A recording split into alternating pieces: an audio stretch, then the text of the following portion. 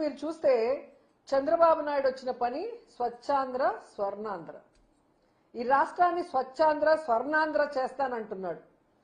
స్వచ్ఛాంధ్ర స్వర్ణాంధ్ర కాదు, అప్పులాంధ్ర, అరాచకపు ఆంధ్ర, అవినీతి ఆంధ్ర, అలాగే అబద్ధాల ఆంధ్రగా మార్చేశాడు. కానీ ఎక్కడా కూడా స్వచ్ఛాంధ్ర కానీ స్వర్ణాంధ్ర చేసే దిశగా ఆయన ఈ రోజు వరకు కూడా పని చేయలేదు. అండ్ ముఖ్యంగా నగిరిలో వీళ్ళు ఒక కార్యక్రమం పెట్టారు. చంద్రబాబు నాయుడు 4 సార్లు ముఖ్యమంత్రి అయ్యాడు, కానీ ఈ 4 సార్లు ఆయన ముఖ్యమంత్రిగా ఉన్నప్పుడు ఒక్కటంటే ఒక్కటి కూడా చెప్పుకోవడానికి ఏ పని చేయలేదు. అందుకే ఏం చేస్తారు, ఆ మీటింగ్ కి ఎదురుగా ఉన్న హాస్పిటల్ని పేషెంట్లను కూడా బయటికి తరిమేసి క్లీనింగ్ చేశారు. అక్కడ వచ్చి ఆయన చెత్త ఊడుస్తాడని. మళ్ళీ ఆయనకు తెలుసుంటుంది ఈ నగిరి నియోజకవర్గంలో చంద్రబాబు నాయుడు ఏమీ చేయలేదు. వాళ్ళు ఎక్కడైతే కార్యక్రమం పెట్టారో 100 బెడెడ్ హాస్పిటల్, అది రాజశేఖర రెడ్డి గారి హయాంలో పునాది వేసుకుంది. జగన్మోహన్ రెడ్డి గారి హయాంలోనే డయాలసిస్ సెంటర్ తో పాటు అన్ని ఫెసిలిటీస్ ని కూడా ఆ హాస్పిటల్కి ఇవ్వటం జరిగింది. అక్కడికి వెళ్తే మనకు అవమానం తప్పదు అనుకొని అటు పక్క పోకుండా మీటింగ్ లోనే కూర్చోవడం మనం అందరూ గమనించాల్సిన విషయం. ఎందుకు ఇది నేను చెప్తున్నానంటే, చెప్పుకోవడానికి 4 సార్లు ముఖ్యమంత్రి అయ్యాడు చంద్రబాబు నాయుడు. ఈ నగరి నియోజకవర్గంలో చంద్రబాబు నాయుడు హయాంలో ఉన్న ఏ ఎమ్మెల్యే కూడా వాళ్ళ అధికారంలో ఉన్నప్పుడు ఇక్కడ ఎమ్మెల్యేగా ఉన్న అపోజిషన్ లో ఉన్న బాను గాని వాళ్ళ నాన్న గాని ఈ నియోజకవర్గానికి చేసింది శూన్యం. నగరి విషయానికే ఎత్తుకోండి. నగరికి కావాల్సిన అర్బన్ హెల్త్ సెంటర్లు మొన్నటి వరకు రెంటెడ్ లో ఉన్నాయి, జగనన్న హయాంలో మేం కట్టినవి. డయాలసిస్ సెంటర్ జగనన్న ఆశీస్సులతో మేం కట్టినవి. పార్క్ మేం కట్టినది. ఎలక్ట్రిక్ క్రిమినేషన్ సెంటర్ మేం కట్టినది. టెంపుల్స్ మేం కట్టినది. పాలిటెక్నిక్ కాలేజ్ పుత్తూరులో మేం కట్టినది. షాదీ మహల్ మేం కట్టినది. టీటీడీ ద్వారా వడమాలపేటలో కళ్యాణ మండపం కట్టాము. ఇప్పుడు నగిరి రూరల్లో బుగ్గాగ్రహారం దగ్గర మేమే కట్టాము. నిండ్రలో టెంపుల్ కట్టాము. సబ్ స్టేషన్ లో ఐటీ కాలేజ్ కట్టినాము. ఇలా చెప్పుకుంటూ పోతే చెప్పడానికి కొన్ని వందలు ఉన్నాయి. రైతు భరోసా కేంద్రాలు, సచివాలయాలు, అర్బన్ హెల్త్ సెంటర్లు అన్నీ కూడా చెప్పుకోవడానికి, విలేజ్ క్లినిక్లతో సహా, రోడ్లు, డ్రైన్లు, పేదవాడికి ఇళ్లతో సహా ఇవి మేము చేశామని గర్వంగా చెప్పడానికి, చూపించడానికి ఉన్నాయి. కానీ 4 సార్లు ముఖ్యమంత్రి అయిన చంద్రబాబు నాయుడు ఈ జిల్లాలో పుట్టి కూడా ఈ నగిరి నియోజకవర్గానికి చెప్పుకోవడానికి చేసింది ఏమీ లేదు. ఎంత సిగ్గుచేటో ఒకసారి మీ అందరూ కూడా ఆలోచించండి. అండ్ ఈ రోజు ముఖ్యంగా చింతపట్టణంలో మీటింగ్ పెట్టాలనుకున్నారు చంద్రబాబు నాయుడుతో. గత 3-4 రోజులుగా కలెక్టర్ గారు ఆ ప్రాంతంలో తిరిగితే జనాల మధ్యలో వచ్చిన వ్యతిరేకత చూసి పారిపోయారు కలెక్టర్ గారు. ఎందుకంటే ప్రతి ఎన్నికల ముందు వస్తారు చంద్రబాబు నాయుడు, మీకు ఖచ్చితంగా ఈ టెక్స్టైల్ పార్క్, చేనేత కార్మికులు ఎక్కువగా ఉన్నారు కాబట్టి టెక్స్టైల్ పార్క్ కట్టిస్తానంటాడు. ఎలక్షన్ అయిపోయాక మళ్ళీ పంగనామాలు పెడతాడు. మొన్న ఎలక్షన్ లో ఇదే చెప్పి చేయలేదు కాబట్టి అందరూ కలెక్టర్ని నిలదీశారు. అలాగే ఎన్నికల్లో మీటింగ్లకు వచ్చిన ప్రతిసారి ఇక్కడున్న పవర్ లూమ్స్ వాళ్ళకి 500 యూనిట్ల ఫ్రీ పవర్ ఇస్తామని చెప్పి వాగ్దానం చేస్తాడు. మొన్న అయితే ఏకంగా జియోనే చేశారు. ఇక్కడున్న మా అమాయకులైన చేనేత కార్మికులు అసలు సంబరపడిపోయి పాలాభిషేకాలు చేసేసి మీటింగ్లు పెట్టేసి, ఇక్కడ ఒక పనికిమాలిన ఎమ్మెల్యే ఉన్నాడు, ఏ పని చేయడు, మనుషులకు కనిపించడు, ఫోన్లు ఎత్తాడు, వాడిని కూడా పొగడేశారు. మాకు ఆశ్చర్యం వేసింది, ఇది ఎలా సాధ్యం? జగనన్న చేయలేదు, ఈయన ఎలా చేస్తాడు? కొన్ని లక్షల రూపాయలు ఈరోజు పిల్లల చదువు కోసం గాని, ఆరోగ్యం కోసం గాని, వాళ్ళకి పక్కా ఇళ్ల కోసం గాని ఇంత చేసిన వ్యక్తి చేనేత కార్మికులు కోవిడ్ లో కూడా స్కూల్ యూనిఫామ్స్ తో దాదాపుగా 10 కోట్ల రూపాయలకు పైగా వాళ్ళకి డబ్బులు వచ్చే విధంగా యూనిఫామ్ల ఆర్డర్లు ఇచ్చారు. నేతన్న నేస్తం ఇచ్చారు. రాజశేఖర రెడ్డి గారు అయితే ఏకంగా ఇక్కడున్న వాటర్ పొల్యూట్ కాకుండా ఈటీపీ ప్లాంట్ ఇచ్చి ఇక్కడున్న వాళ్ళని కాపాడితే అన్నిటినీ నాశనం చేసేసిన వీళ్ళు. ముద్దుకృష్ణ నాయుడు నాశనం చేశాడు. మున్సిపాలిటీయే లేకుండా చేస్తాం మేము అధికారంలో వస్తే, మీరు పన్నులు కట్టొద్దండి అని చెప్పి అందరినీ చెడగొట్టాడు. ఈటీపీ ప్లాంట్ కనెక్షన్ ఇవ్వద్దండి, అసలు కట్టాల్సిన అవసరం లేదు అని చెప్పి చెడగొట్టాడు. అధికారంలోకి 2014లో వచ్చినా ఇంతవరకు మున్సిపాలిటీ క్యాన్సిల్ అవ్వలేదు. ఈటీపీ ప్లాంట్ లో కనెక్షన్ ఇవ్వకపోవటం వల్ల ఈరోజు ఎక్కడ బోర్లు వేసినా రంగు నీళ్లతో, కెమికల్ నీళ్లతో ప్రతి ఒక్కరికి స్కిన్ డిసీజ్ వస్తూ, ప్రతి ఒక్కరికి కిడ్నీల ప్రాబ్లం వచ్చి డయాలసిస్ కోసం పరుగులు తీసే పరిస్థితి. ముద్దుకృష్ణ నాయుడు ఆయన కొడుకు ఉన్న అతను ఎమ్మెల్యేగా నాశనం చేసేసి ఈరోజు ఏదో ఆయన పుట్టినప్పటి నుంచి పార్టీకి వచ్చినప్పటి నుంచి ప్రజల కోసమే పనిచేశాడు, ప్రజల కోసమే బతికాడని చెప్పి సిగ్గు లేకుండా అబద్ధాలు చెప్తుంటే నగిరి ప్రజలు అలా ఆశ్చర్యపోయి చూస్తున్నారు. ఏంట్రా ఇంత సిగ్గు లేకుండా, కన్నార్పకుండా ఎలా వీళ్ళిన్ని అబద్ధాలు చెప్పగలరు అనేసి. చాలా బాధాకరం ఏంటంటే అసలు చిత్తూరు జిల్లాలో పుట్టిన చంద్రబాబు నాయుడు చిత్తూరు జిల్లాకి ఏం చేయలేదు. ఈరోజు నగిరి నియోజకవర్గాన్ని ఎందుకు ఎంచుకొని వచ్చాడో నాకు తెలీదు. ఇక్కడ చెరుకు రైతులు ఎక్కువగా ఉంటారు. ఏ విధంగా షుగర్ ఫ్యాక్టరీలు మూసేసి తన బినామీలకి అప్పచెప్పడం కోసం చెరుకు రైతుల్ని సర్వనాశనం చేశాడో మనం అందరం చూసాం. మొన్న అధికారంలోకి వచ్చాక మామిడి రైతులను కూడా ఎలా సర్వనాశనం చేశాడో మనం చూసాం. జగన్మోహన్ రెడ్డి గారు బంగారుపాలెం వచ్చేంత వరకు ఈ జిల్లాలో పుట్టి జిల్లా వాసుల వల్ల ముఖ్యమంత్రి అయిన చంద్రబాబు నాయుడికి ఈ మామిడి రైతులు నాశనం అయిపోతున్న విషయం తెలీదా? జగనన్న వస్తున్నాడంటే అప్పుడు అఫీషియల్స్ తో మీటింగ్ పెట్టుకుని అడావిడిగా అమౌంట్ అనౌన్స్ చేశారు. చేసిన అమౌంట్ ఈ రోజు వరకైనా ఇచ్చారా? ఇంకా 40,000 మంది రైతులకి 360 కోట్ల బకాయిలు అలాగే ఉంటే వాటి గురించి ఏమీ ఈరోజు మాట్లాడు. మళ్ళీ కూడా సీజన్ వస్తుంది. అసలు మామిడి చెట్లు నరికేసుకుంటున్నారు రైతులు. ఈయనున్నంత వరకు మనకి ఏ ఉపయోగం లేదు. మనం పెట్టిన నీళ్ళకి మోటార్ వేసిన కరెంటు ఖర్చు కానీ ఆ ఎరువుల ఖర్చు కానీ లేదా ఆ మందుల ఖర్చు కూడా రావట్లేదని చెప్పి ఇంతకన్నా సిగ్గుచేటు ఉందా చంద్రబాబు నాయుడికి?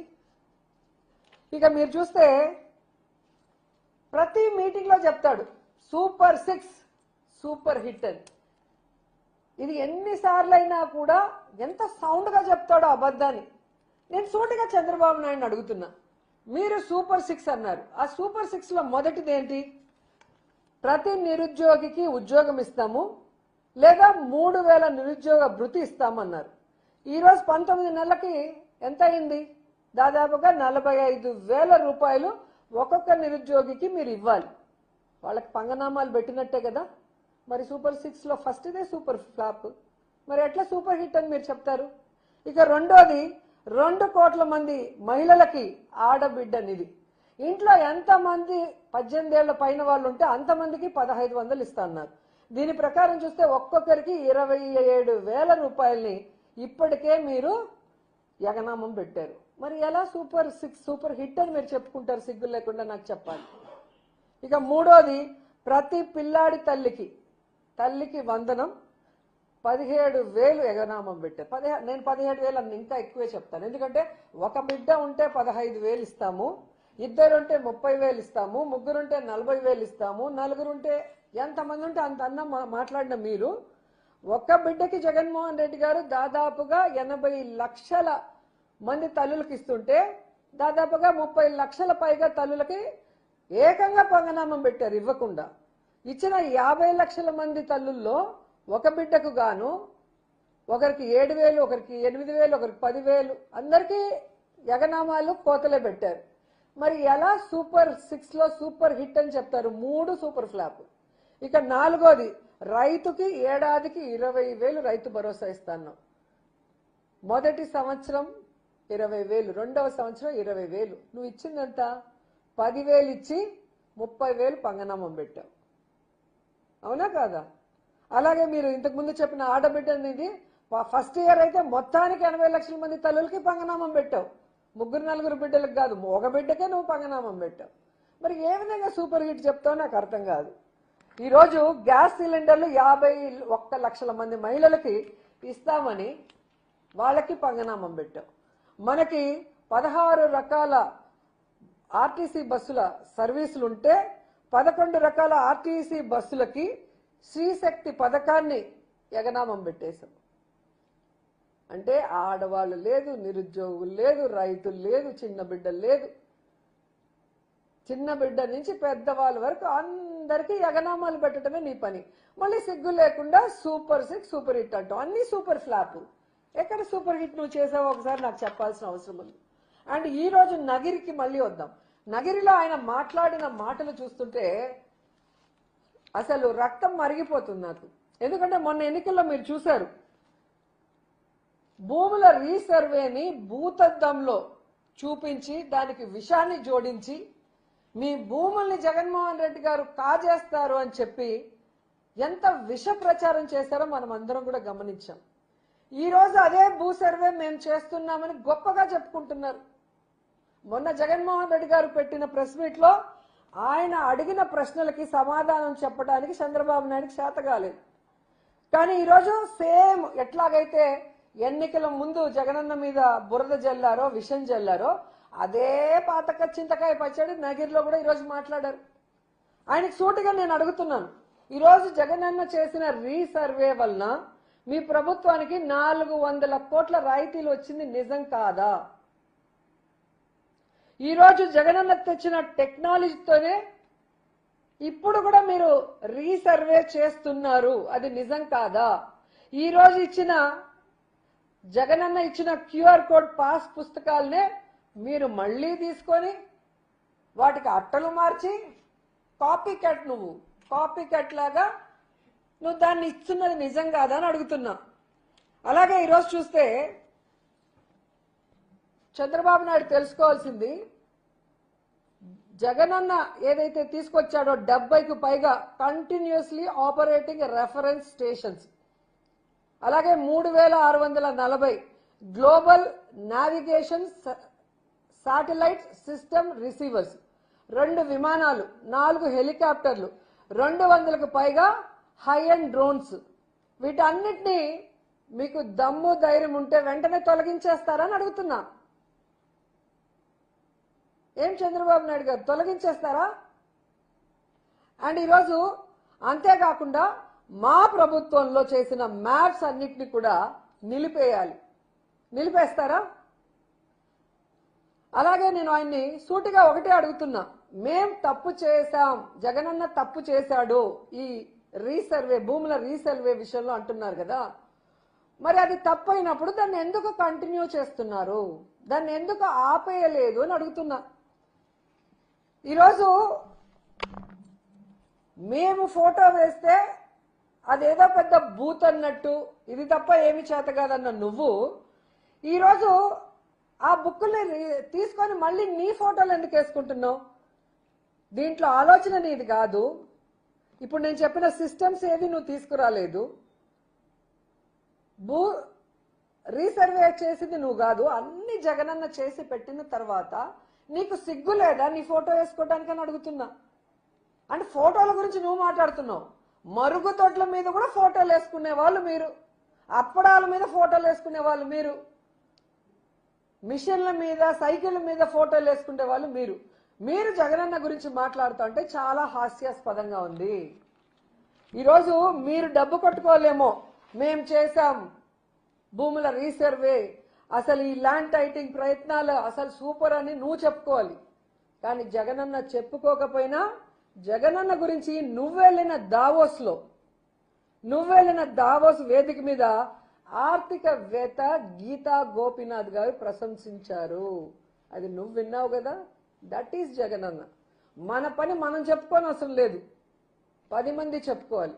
ఈరోజు నువ్వు చేశాను, నువ్వు డబ్బా కొట్టుకోవటమే తప్ప అది చేసింది జగనన్న విషయం ఆర్థికవేత్తలందరికీ తెలుసు కాబట్టి వాళ్ళు పబ్లిక్ గా ఈరోజు జగనన్నని అభినందిస్తున్నారు.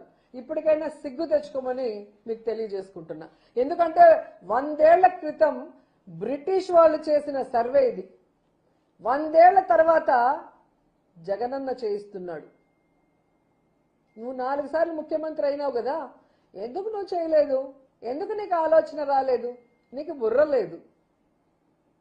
ఎవరన్నా చేసిన దాన్ని నేను చేశానని చెప్పుకోవడానికి తప్ప నువ్వుగా నీ బుర్రలో నుంచి ఒక ఆలోచనతో ప్రజలకి మంచి చేయాలి అని చెప్పి ఏం తెచ్చావు ఒకటి చెప్పమని నేను అడుగుతున్నా.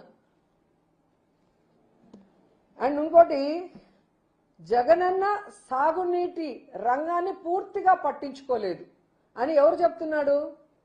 రాయలసీమ ద్రోహి అయిన చంద్రబాబు నాయుడు చెప్తున్నాడు. ఈరోజు రేవంత్ రెడ్డి పబ్లిక్ గా అసెంబ్లీలో చెప్పాడు,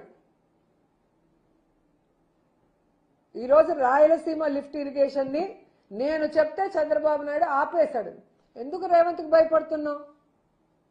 ఈరోజు రాయలసీమలో పుట్టిన నువ్వు రాయలసీమకి నీళ్లు తీసుకురావాల్సింది పోయి జగనన్న స్టార్ట్ చేసి ఆల్మోస్ట్ వర్కులు పూర్తయిన వాటిని రేవంత్ మాటిని నువ్వు ఆపేశావు అంటే నీకు రేవంత్కి ఏంటి సంబంధం? మీ ఇద్దరి మధ్యలో ఏం జరుగుతుంది? అంటే నీ ఆస్తుల గురించి రాయలసీమ రైతుల భవిష్యత్తు, ప్రజల భవిష్యత్తు రేవంత్ దగ్గర తాకట్టు పెట్టావా? లేదా నువ్వు చేసిన ఎదవ పనులు రేవంత్కు తెలుసు కాబట్టి భయపడి రాయలసీమ నీటి ఏమంటారు ఈ ప్రాజెక్ట్ని తాకట్టు పెట్టావా అని అడుగుతున్నాను. అసలు ఎంత ఘోరం అంటే సాగునీటి రంగం గురించి ఏ రోజు ఆలోచన చేయని చంద్రబాబు నాయుడు ఈరోజు జగనన్నని విమర్శించడానికి సాగునీటి రంగానికి జగనన్న ఏం చేయలేదు అని చెప్తాడు.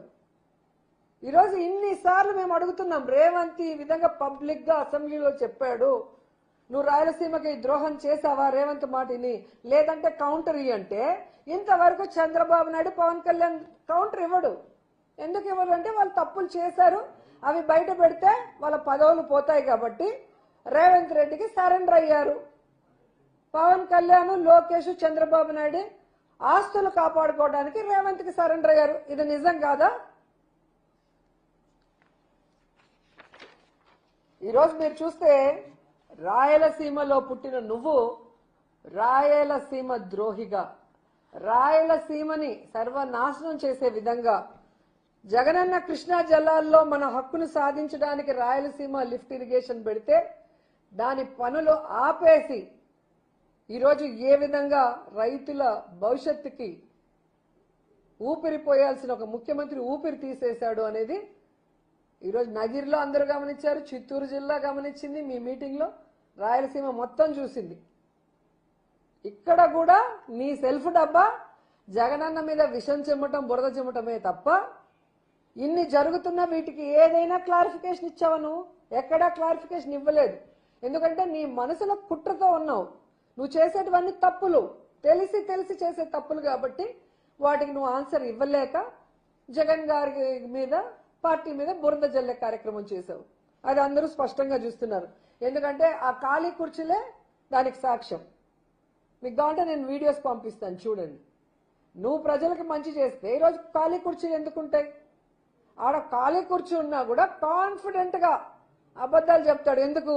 తన జాతి మీడియా పచ్చ ఛానళ్ళు తన క్లోజప్ లో చూపిస్తారు, జనాల్ని చూపించారు, ఖాళీ కుర్చీలు చూపించారు కాబట్టి ఓహో చంద్రబాబు నాయుడుని పబ్లిసిటీ చేసుకోవచ్చు అన్న ఒక నీచమైన ఆలోచన తప్ప, మనం ఇచ్చిన వాగ్దానాలు నెరవేర్చి ప్రజల ఆశీస్సులతో ప్రజలందరూ కూడా ఒక సీఎం ఒక నియోజకవర్గానికి వస్తే స్వాగతం పలికి పూల వర్షం కురిపించి నువ్వు చేసింది చెప్పింది చేసావని చెప్పి వాళ్ళు నిన్ను అభినందించాను. నువ్వు ప్రశ్న అడుగుతుంటే ఒక్కరైనా క్లాప్ కొట్టారా? అవునా కాదా అని అడిగితే ఒక్కరైనా సమాధానం చెప్పారా? చేతులెత్తండి అని చెప్పి అరిసావు. ఎంతమంది చేతులు ఎత్తారు? ఎవరు ఎత్తలేదు. దీన్ని బట్టి నగిరి మీటింగ్ చంద్రబాబు నాయుడు ఎంత అట్టర్ ఫ్లాపు, సీఎంగా చంద్రబాబు నాయుడు ఎంత అట్టర్ ఫ్లాపో అందరూ కూడా రాష్ట్రంలో తెలుసుకున్నారు ఈరోజు. అండ్ ఇంకో విషయం ఈరోజు చెప్పారు, నన్ను అక్రమంగా అరెస్ట్ చేశారు అని చెప్పి జగన్మోహన్ రెడ్డి గారి గురించి అవాకులు చవాకులు పేలాడు మీటింగ్లో.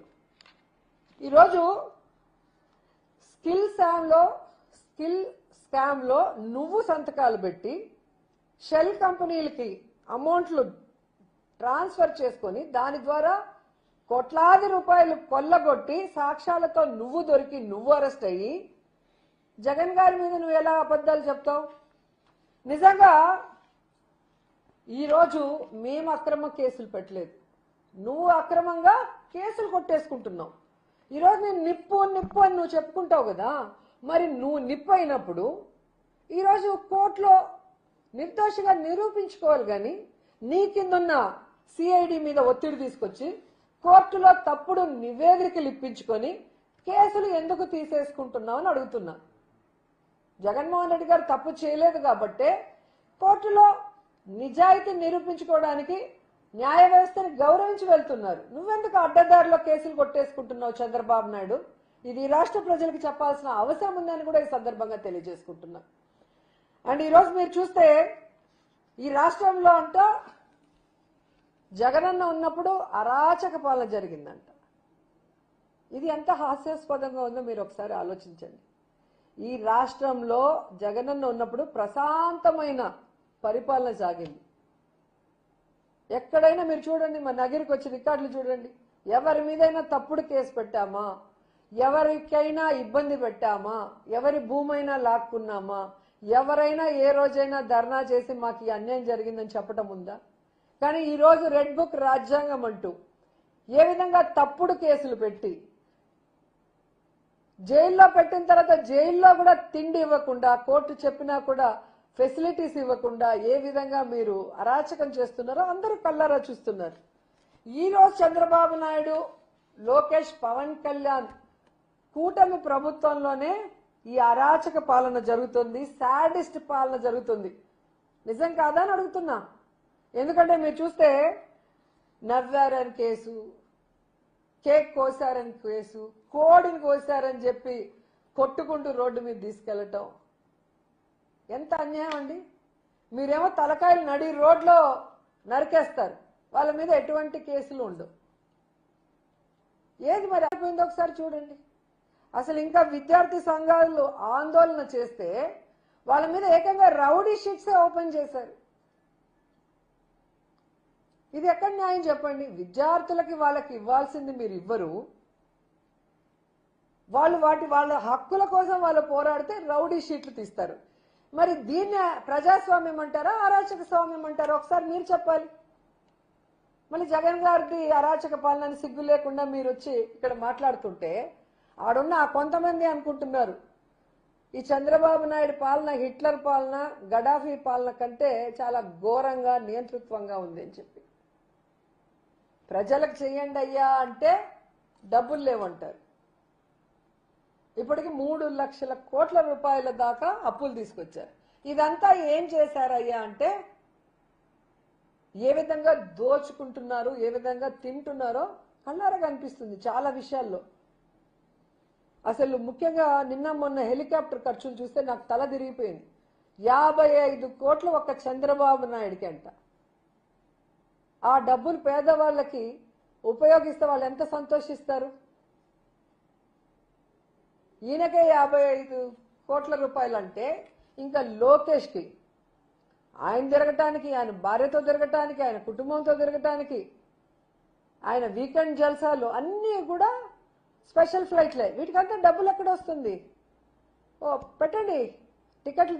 ఏ దీంట్లో నుంచి కొంటున్నారు? ఫ్లైట్ టికెట్లు కానీ, వాళ్ళు ఉన్న హోటల్స్ కానీ, కార్లు కానీ, వీటికంతా ఎంత ఖర్చు అవుతుంది? ఈ డబ్బంతా ఎక్కడి నుంచి వస్తుందో ప్రజలకు చూపించండి. ఇంకా అందరికన్నా చాలా ఘోరమైన విషయం ఏంటంటే పవన్ కళ్యాణ్, ఈయన షటిల్ బస్ ఉంటుంది చూసారా, ఆ విధంగా హైదరాబాద్కి, ఆంధ్రప్రదేశ్కి పొద్దున్న రావటం, మధ్యాహ్నం పోవటం, మధ్యాహ్నం రావటం, సాయంత్రం పోవటం. ఎవరు డబ్బులు? ప్రజల పన్నులు కట్టిన డబ్బులు విచ్చల విడిగా ఈ విధంగా అన్యాయంగా ఖర్చు పెట్టే నాయకులు ఈ దేశంలో ఎవరైనా ఉన్నారంటే చంద్రబాబు నాయుడు, పవన్ కళ్యాణ్, లోకేషే. ఇంత వరస్ట్ పొలిటీషియన్స్ ని ఎవ్వరు చూసుండ్రు. వీళ్ళు కూడా మా గురించి మాట్లాడటం ఎంత సిగ్గుచేటు. రాష్ట్రంలో జరుగుతున్న అవకతవకల గురించి పవన్ కళ్యాణ్ మాట్లాడు. మిస్ అయిపోయినారని చెప్పిన 30,000 మంది ఆడపిల్లల్ని ఈ రోజు తీసుకొచ్చేవాళ్ళన్న ఆలోచన లేదు. నిజంగా మిస్ అయి ఉంటే ఎందుకు తీసుకురాలా? ఈరోజు బీజేపీతోనే కలిసి ఉన్నారు కదా. ఇంటెలిజెన్స్ నీకు చెవులో చెప్పింది అన్నావు కదా, ఇప్పుడు ఆ ఇంటెలిజెన్స్ అడిగి తీసుకురావచ్చు కదా. నిరుద్యోగులకి నువ్వు ఏదో చేస్తా అన్నావు కదా, మరి అది ఎందుకు చేయలేదు? ఆడపిల్లల్ని రేప్ చేస్తే మాట్లాడవు, రైతులకి అన్యాయం చేస్తే మాట్లాడవు, విద్యార్థుల మీద రౌడీ షీట్లు తీస్తే మాట్లాడవు. దేనికి నీకు ఓట్లు వేసింది? దేనికి నిన్ను డిప్యూటీ సీఎం చేసింది?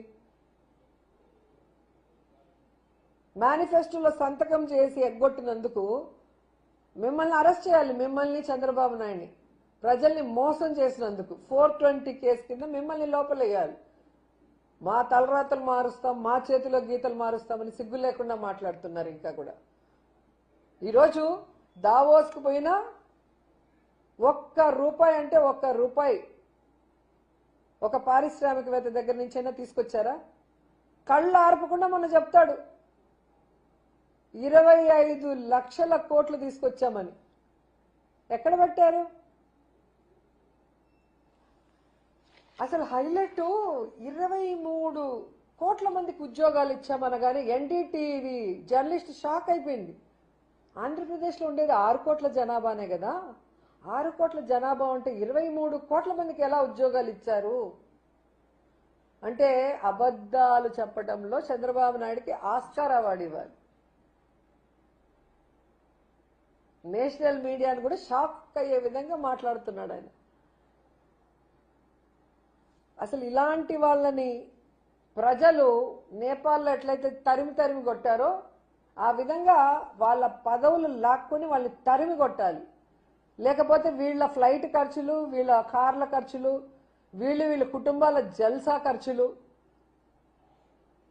ప్రజల సొమ్ముతో నాశనం చేస్తారు తప్ప ఈరోజు వాళ్ళు ఇస్తామన్నది ఇవ్వరు. వెల్ఫేర్ గానీ డెవలప్మెంట్ జగన్ చేసేది తూచా తప్పకుండా చేస్తామని ఈరోజు అవి కూడా ఇవ్వలేదు. డ్వాక్రా వాళ్ళకి 0 వడ్డీ ఇవ్వాల. పాపం బీదోళ్ళంతా middle class, below middle class వాళ్ళు ఆ గ్రూప్స్ లో పోగేసుకున్న డబ్బుతో ఆ కుటుంబంలో ఆర్థికంగా వాళ్ళు సపోర్ట్ చేసుకుంటూ వచ్చేవాళ్ళు. జగనన్న వాళ్ళకి అసలు వడ్డీతో సహా మాఫీ చేయటమే కాకుండా 0 వడ్డీకి రుణాలు ఇచ్చి వాళ్ళని ఆదుకుంటే ఈరోజు వాళ్ళని కూడా నాశనం చేసేస్తున్నాం. సో చంద్రబాబు నాయుడు నగిరికి వచ్చి నగిరికి ఏమైనా జరిగింది అంటే గుండు 0. ఆ ఫ్లైట్కి వేసిన డీజిల్ ఖర్చులకు కూడా ఇక్కడ ఏమి 10 రూపాయలు అనౌన్స్ చేసింది లేదు. ఇక్కడున్న ప్రజలు ఎవరైతే ఆశగా ఎదురు చూశారో చేనేత కార్మికులు కానీ, రైతులు కానీ, డ్వాక్రా మహిళలు కానీ, నిరుద్యోగులు కానీ అందరికీ నిరాశ తప్ప ఇంకేమీ లేదు. ఈరోజు ఇక్కడ మీటింగ్ పెట్టించినందుకు తెలుగుదేశం పార్టీ ఎమ్మెల్యేని, తెలుగుదేశం పార్టీ నాయకుల్ని ఈ నగిరి ప్రజలు చొక్కా పట్టుకొని నిలదీసి అడగాలి. ఏమ్రా ఎలక్షన్ ముందు ఇన్ని చెప్పారు, చేయలేదు, ఈరోజు తీసుకొచ్చినారు ముఖ్యమంత్రిని, ఏమైనా చేయించారా? మీ డబ్బాలు మీరు కొట్టుకోవడం, జగన్ తిట్టడం తప్ప ఏం చేశారా? ఇంటింటికి జగన్మోహన్ రెడ్డి గారు చేశారు. సచివాలయ వాలంటరీ వ్యవస్థరా ఏ పార్టీ అని చూడకుండా చేశాడరా? ఈరోజు మీరు ఏం చేశారని చొక్కా పట్టుకొని నిలదీసి ఆ చంప ఈ చంప వాయించండి. ఇంకోసారి మీటింగ్ పెట్టి అబద్ధాలు చెప్పరు.